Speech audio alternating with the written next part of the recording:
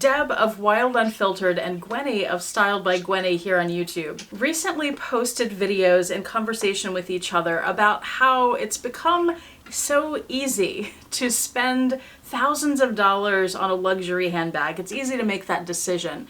But when it comes to a bag that might tempt you that's in the $50 range or $100 range, the decision is suddenly much more difficult. And how odd that is and how counterintuitive it is, and why is it that that happens? And I watched these videos and thought it was a really intriguing question. And they both made some great points, and of course I will have both of their videos linked in the description box below, so please do go watch them after this video. So I reached out to them and they both very graciously agreed to allow me to enter this conversation as well, because I feel like I have some points to talk about that they didn't necessarily address because they're more personal to me, but I feel like a lot of you will relate to them too. So that's what we're going to talk about today, and stay tuned till the end because I will also let you know a few lessons that I have learned about handbag buying since I started buying luxury handbags, because my shopping habits have changed. Stay tuned. And welcome, I'm Autumn Beckman and I'm here to help you live your most luxurious life within your budget. I post new videos on Tuesdays, Thursdays, and Saturdays, so please make sure you're subscribed so you don't miss any of those, and so you don't miss my daily community posts where I share the best sales of the day and fabulous handbags that I find. Also, don't miss my website, autumnbeckman.com/shop.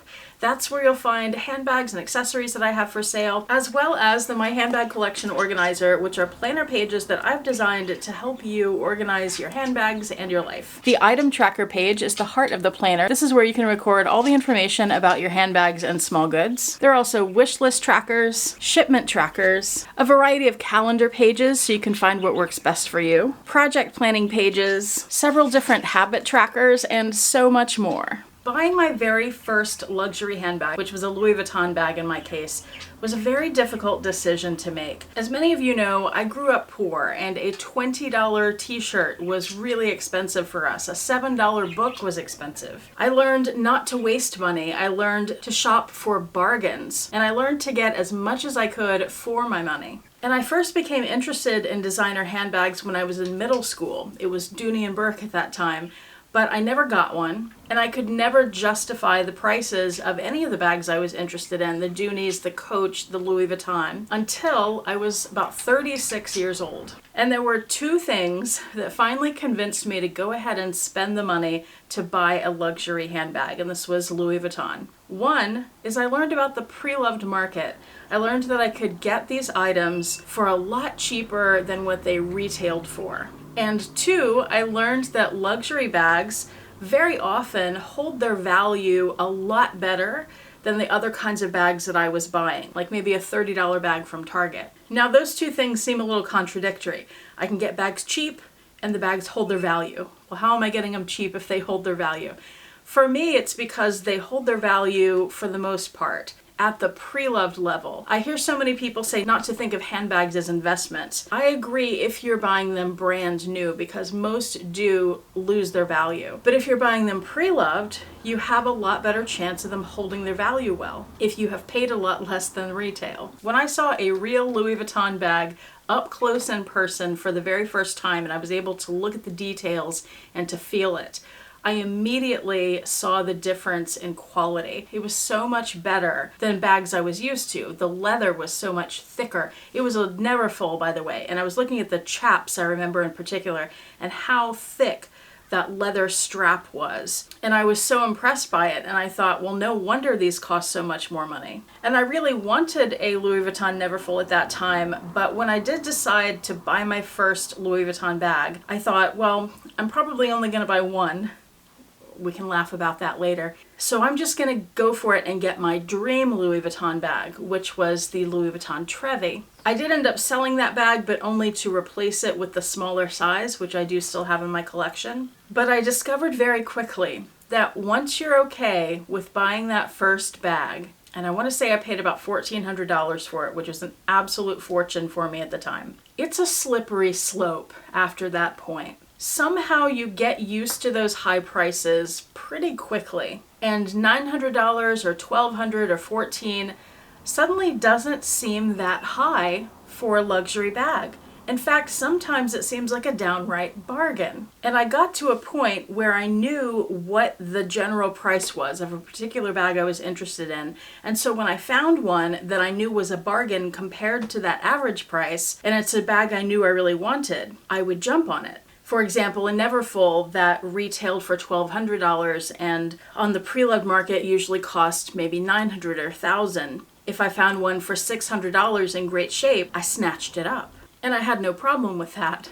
But I remember there was a point where I was interested in getting my first Longchamp bag, a low pliage tote, and I just could not bring myself to spend $150 on a nylon tote bag that was so simply made. And it took me forever, it might have been a couple years, but at the very least a few months, it took me forever looking at them over and over to finally break down and get one and spend that $150 when I'm used to spending closer to $1,000. And it was such a hard decision, but it was a great one, and I ended up loving those bags, and I have a small collection of them now because they're great quality and they're really versatile. But I have found that I've been in that situation several times since I started buying luxury brand bags. So Longchamp is a great example, but there was also Henry Bendel. There were some packing cubes that they had. I think it was a set of 3 packing cubes, and I want to say they were around $100, and I wanted to get them because I wanted to start making a nice looking coordinated collection of travel pieces. And it took me forever to decide to get them, but I finally did. And in fact, I got 2 sets of them. And I still have them, and I still use them every time I travel, and I love them because they're great quality. They've held up really well. And part of the reason that I had such trouble making that decision was that I knew I could go to TJ Maxx, for example, and get packing cubes, like 5 of them, for $10. And I did that too. And in using both sets, the cheap nylon ones fell apart. And the Henry Bendel ones are still going strong. They still look brand new. And very recently, I was out looking for a new duffel bag, and I went to Nordstrom and I was looking at other handbags there, and I had gone to see if they had more Longchamp duffel bags because I have Longchamp travel bags and I thought I need to add another one. And I came across MZ Wallace, and I'd been aware of this brand. I have friends who have several bags from them and love them and rave about them, but I had never looked at them seriously before. So I looked at them in Nordstrom because this one bag in particular really caught my eye, and I was very impressed with it. But then I looked at the price tag and it was almost $300, and I thought, what? That's so expensive for what this is. It's this nylon tote. How dare you? But then I ended up buying one. In fact, it and a few other pieces I purchased are arriving today, so I haven't seen them yet, but I will do a video and post it soon. And it took me a little time to get over that price point, even though it's like nothing compared to Louis Vuitton and Fendi and these other brands that I've spent $1,000 or more on. There was just something in my brain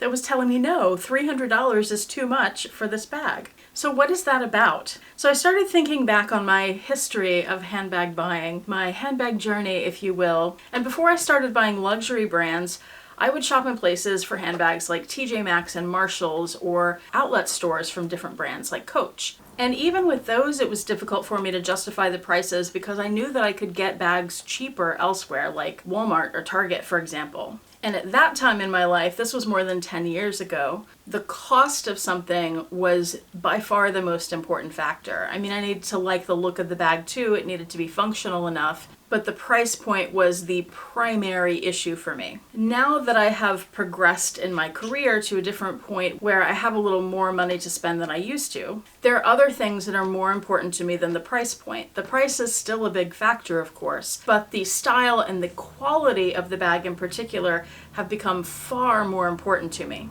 And I think that's a big issue for me when I'm looking at the bags at lower price points, is in most cases, I don't see the quality. So it's difficult to justify spending the money on those, even though it's much less than what I'm used to spending on luxury bags. In fact, I want to address something with you. I get comments all the time from people asking me to review bags from particular brands, like Can you do a video on Michael Kors bags or on Patricia Nash bags? Or I've been getting a lot of requests for Madewell bags lately. And I'm less familiar with Madewell, but I'll talk about that in a second. But for me, I have enough of an understanding of brands like Michael Kors and Patricia Nash, and I've seen them in person enough to know that they don't live up to my standards for quality in handbags. So that's why I haven't done videos on those and don't plan to. I don't want to do something that you request just to come on and say negative things about it, when you're probably asking because you enjoy those brands. But it has been on my mind, and recently I went to Madewell, and this was only the second time in my life I've ever been in a Madewell store. But I was looking at their bags online, and I thought some of them were kind of cute, so I went in the store to look at them in person and see what the quality was. This is a good example of why I don't talk about brands like this, is I was really, really unimpressed with them. I found that the leathers were very thin. I found that the edges, and I think this is because they weren't glazed, the edges were very sharp on some of the bags. Like there was a tote where if you reach in, it would scratch your arm as your arm went through if you were touching that edge. Or they had woven leather bags, and the handle was woven too, and the edges of those were rough. So when you would hold the handle, it would kind of cut into your hand a little bit. It was just really uncomfortable. There were two bags that I did like. One of them I would even consider getting. Both of these bags were in suede, and they're available right now. I will link them below. I did like their suede. One of them is a little satchel bag. I thought that was cute. It's not for me, but that would be an okay bag. The other was a bag that comes in two sizes. It's a little saddle bag.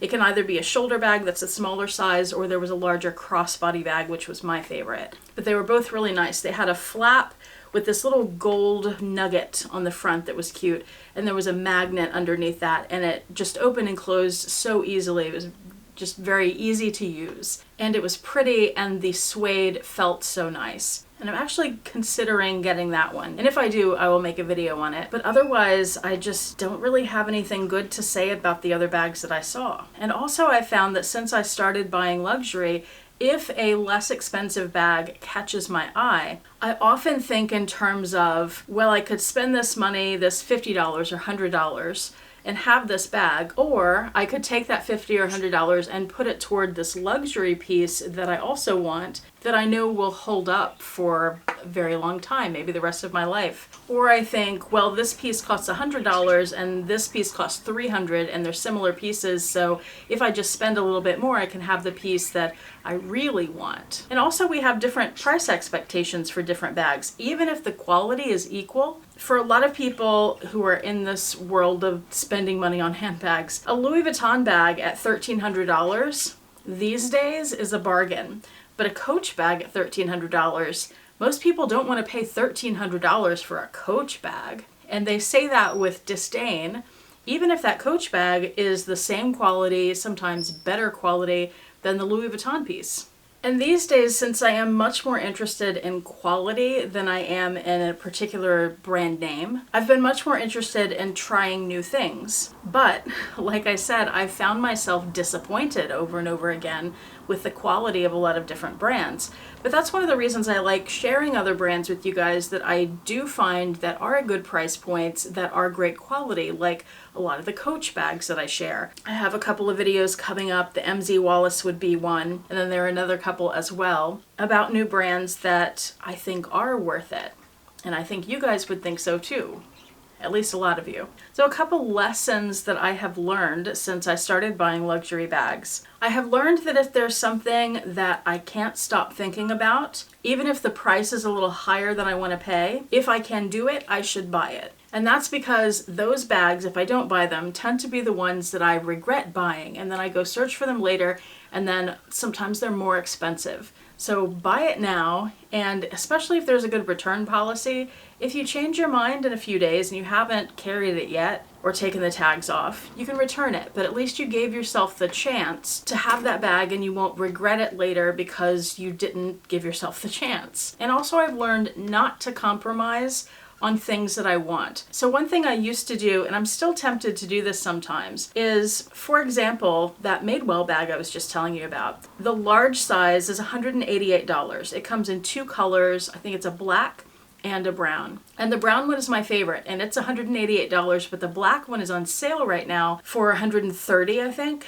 And so it goes through my mind, well, I should save some money, almost $70, and get the black one. And then I think, no, the black one's not what you want. You want the brown one. Spend the extra $70 because it'll be worth it in the long run to have what you want. If you get the black one and it's not really what you want, you're less likely to wear it. Or you buy something that you're compromising on, but you still want the other thing, and then you end up potentially buying both of them when you could have just avoided that situation and bought the one you really wanted in the first place. So those are the two big lessons I've learned. What lessons have you learned since you started buying luxury bags? And do you also have this dilemma about it having become easier to spend more money on expensive bags and harder to spend less money on less expensive bags? What is your take on that? Join the conversation in the comment section below. While you're down there, check out the Madewell bag I was telling you about, the 2 bags. Those will be linked in the description box below. And of course, please check out my website, autumnbeckman.com/shop. Thank you so much for watching. I do appreciate it. Hope to see you back here next time, and I hope you have a fantastic day. Bye.